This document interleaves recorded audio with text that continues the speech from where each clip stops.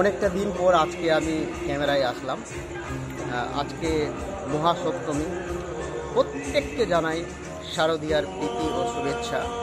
দেখুন, আপনারা প্রত্যেকে শহর কলকাতা বা শহরতলির দুর্গা প্রতিমা বা দুর্গা মণ্ডপ দেখেছেন, কিন্তু আমি একেবারে শহর কলকাতা ছেড়ে একেবারে পল্লী প্রকৃতির একটা স্নিগ্ধ সন্ধ্যাবেলায় এমন একটা জায়গায় উপস্থিত হয়েছি, সেই প্রতিমা দেখলে আপনারাও মুগ্ধ হয়ে যাবেন। আমি এই মুহূর্তে রয়েছি উত্তরবঙ্গের একটা ফেমাস জায়গা মালদা জেলা। মালদা জেলার একটা গ্রামীণ এরিয়ার এই দুর্গা প্রতিমা দেখুন।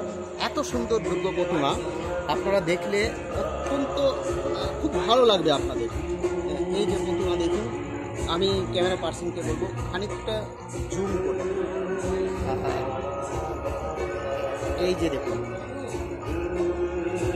মায়ের মুখমণ্ডল আপনারা দর্শন করুন।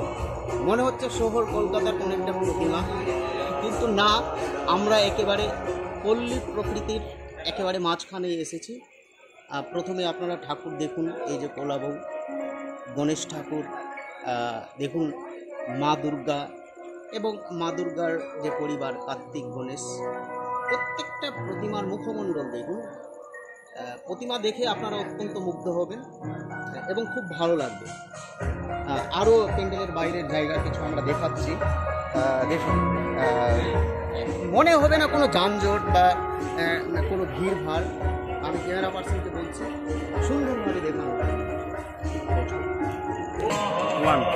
দেখুন, এই মণ্ডপের একটা বিশেষত্ব হচ্ছে যে এটা প্রথম 2025-এর প্রথম বলে না প্রতিষ্ঠা দিবস, এই 2025-এর প্রথম প্রতিষ্ঠা। এবং এখানে মুখ্যমন্ত্রীর যে অনুদান 1,15,000 সম্ভবত সেটা তারা পায়নি, কারণ এই প্রথমবার এই পুজো মণ্ডপ। আর এই প্রথমবারে বিশেষ চমক থাকছে,